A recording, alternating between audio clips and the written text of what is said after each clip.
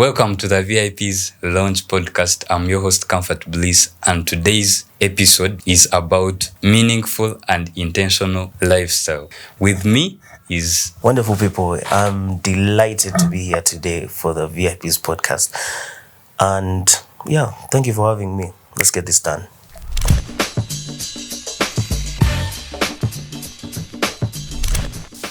Yeah, so what comes into your mind if you hear the word lifestyle too? When you look at lifestyle, lifestyle is a broad aspect, but then it also depends on what you're focusing on as an individual. As comfort, there are things that you prioritize that are like your way of life, isn't it? Yeah, For true. you wake up and you're like, okay, now for me, my podcast, my production team, and that is your lifestyle. You get. True. And then there are things you do to relax. Maybe go to the bar, go to the beach, and that just probably focuses on what you've chosen to have as a life. You get. Then there are also people that focus on women. They find pleasure in In women. Yeah, find a lot of pleasure in women, and yeah, basically that. When you look at our topic today, you get to see that we are trying to focus on meaningful and intentional lifestyle. Do you think channeling yourself to women, all that, does it make the lifestyle of a person a bit meaningful and intentional? What do you term as a meaningful and intentional for starters? Because when you say diversion, you get some people find peace in women. You understand? Yeah. Some people and some women find peace in men. You get. So we cannot judge them. You get. Because that is how things are. It's just like you. When you want to cool off, don't you look for your girlfriend? I have to. Thank you. So we don't have to look at it at a point of as a diversion. Thank you. Women being the diversion. Yeah, because it's not. You watch very many different videos where people are trying to encourage like men and women to focus on educating themselves, trying to get a certain skill so that they can better themselves, so that like it has made it look like that's the intentional lifestyle, the meaningful lifestyle that one must have so that it can come out as meaningful lifestyle. So that's why I felt like women focusing on men, it looks like a diversion when it comes to what these people have been trying to impose on the society. You see, Comfort, personal view. I feel like everyone has his own cup of tea. You get? True. You've listened to Andrew Tate. Young boys focus on this, or fuck bitches and blah, blah, blah. You get left and right. But at the end of the day, you know what reality is. Sure. So there's that thing of, yes, work hard and try your best to get, to where you want to be. They call it, I don't know what they call it these days.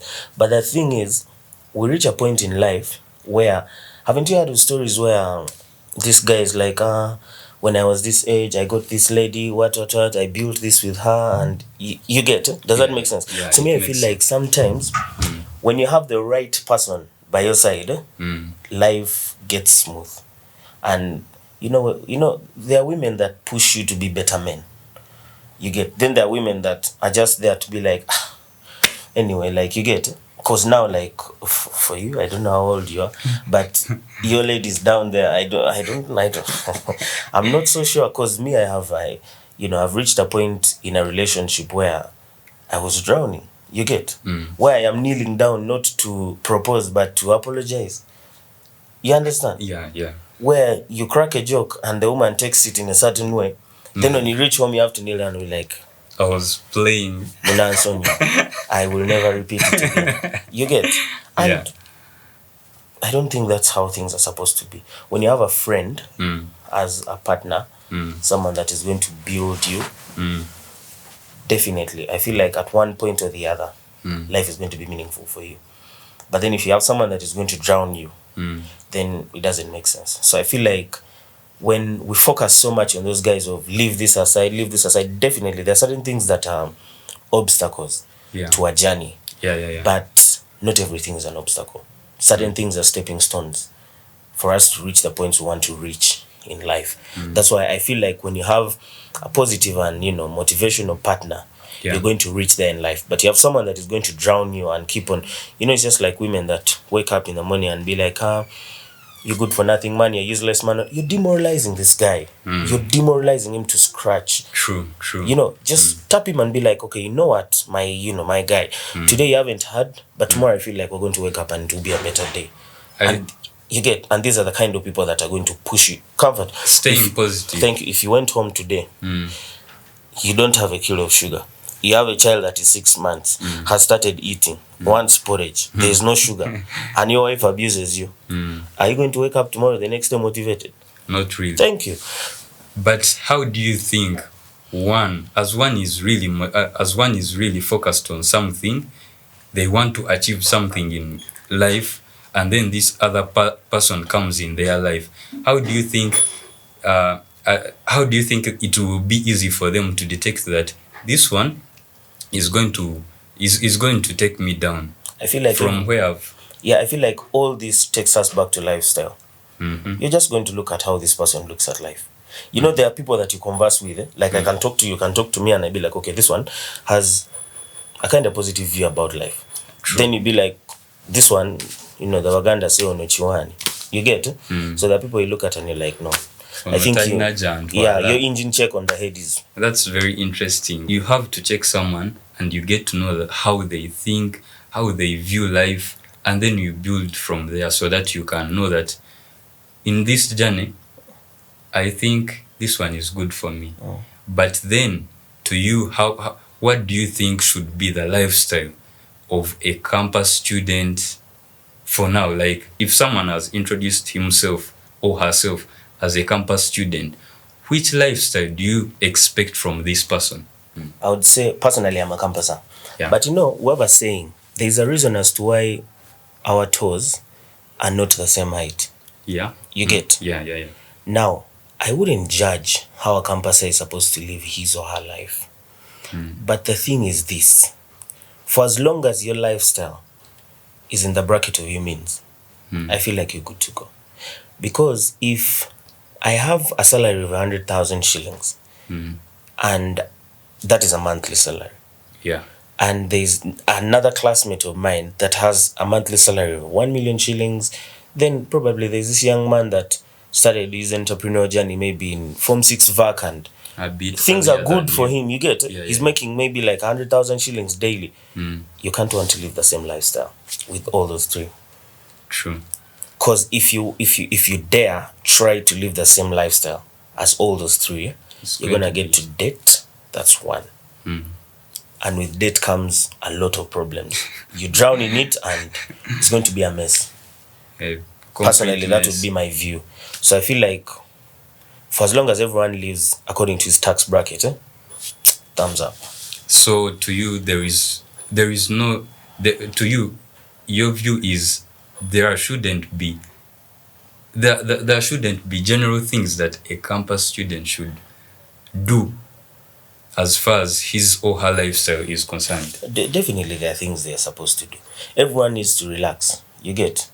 What is that thing of makes Tom a dull boy? Those English things, Work without play. Exactly. So you cannot that's why in secondary school there were co-curricular activities. When you finish studying from 8 to 5, go and play football. And now when you get outside a confined environment like a secondary school, you get to this point of you have a lot more to explore.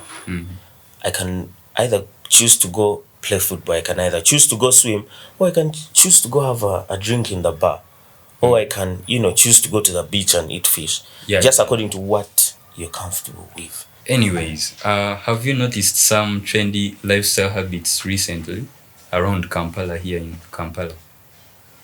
I feel like it's a human nature to move with trends.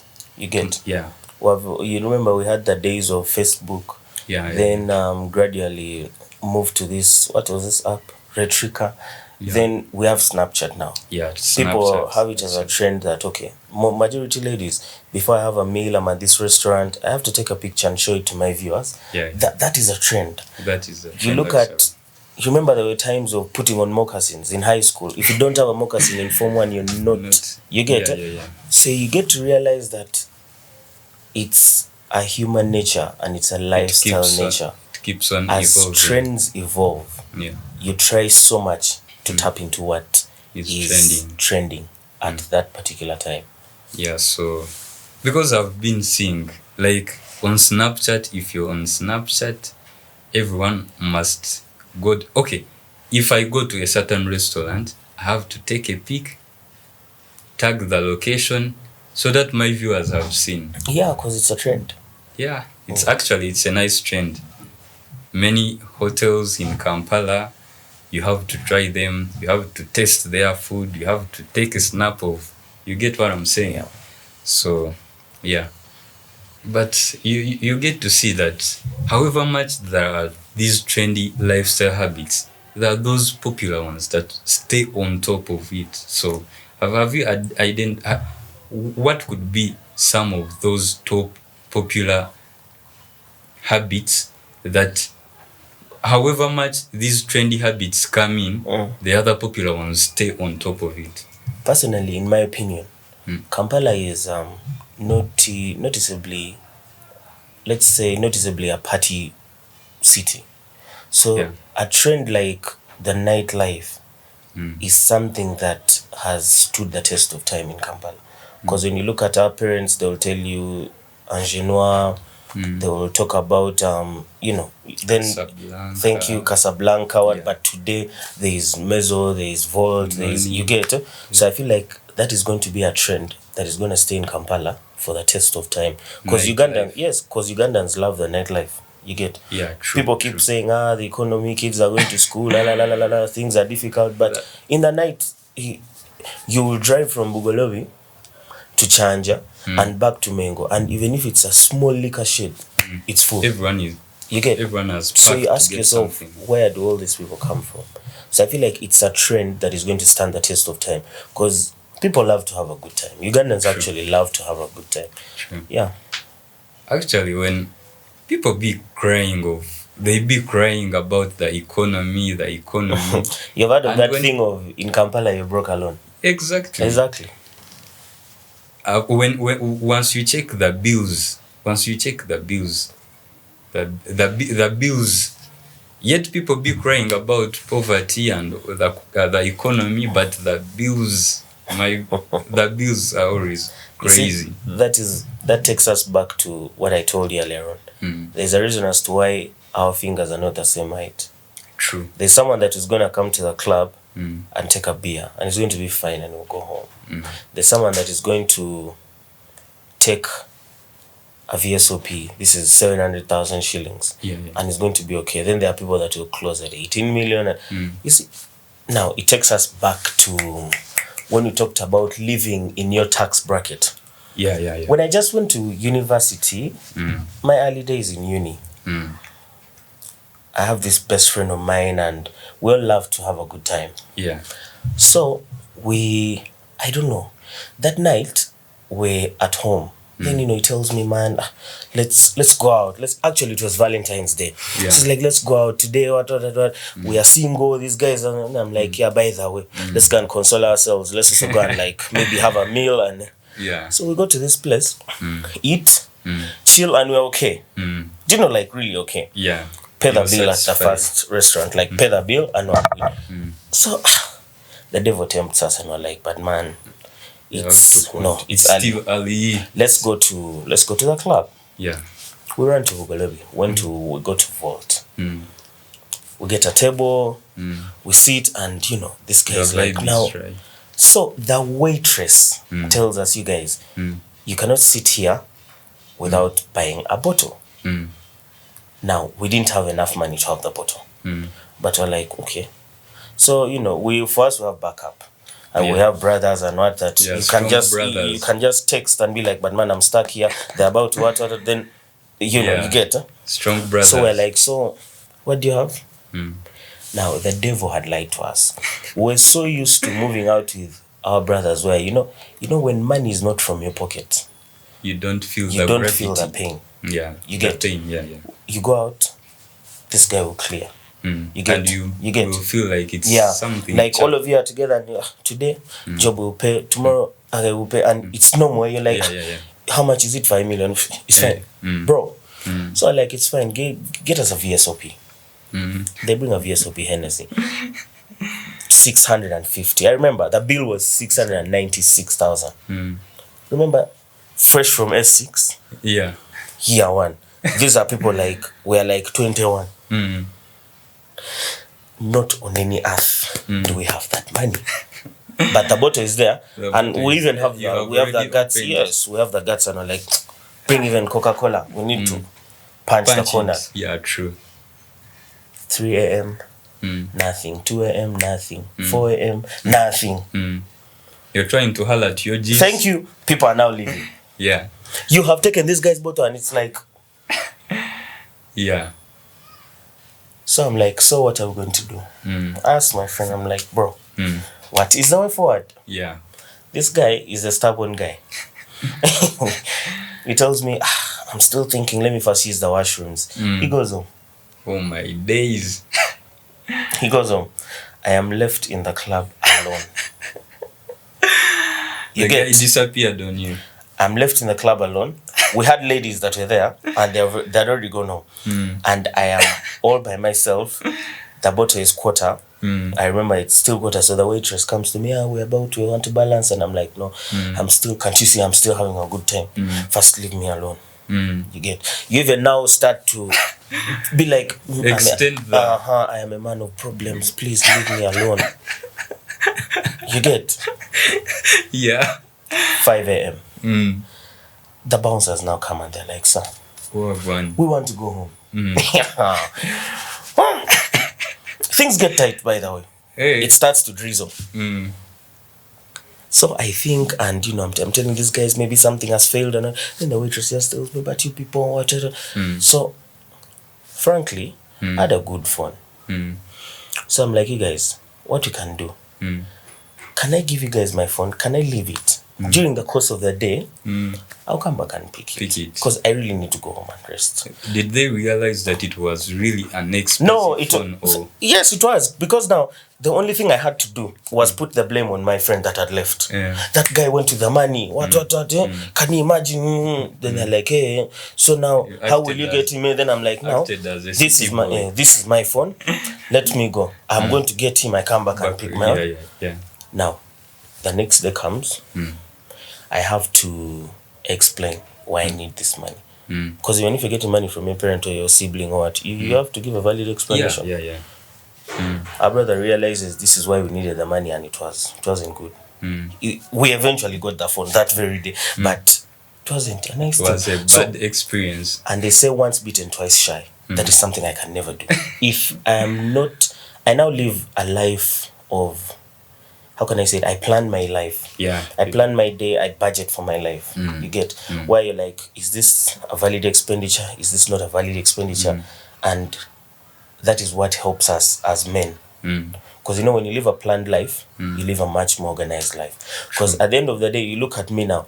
What I went through that night at the club is not something I would love to go through again. Because it's not a bad thing. It's not a nice thing. Bad one. Yeah. Honestly. Why on earth are you going to go to anyone and be like, hey, can I have 700,000 shillings? And they're going to give it to you. No one. Exactly. The part where you're on the table with your friends and the bill is crazy. Your friend has left. You're left with the girls. The girls have also left, actually.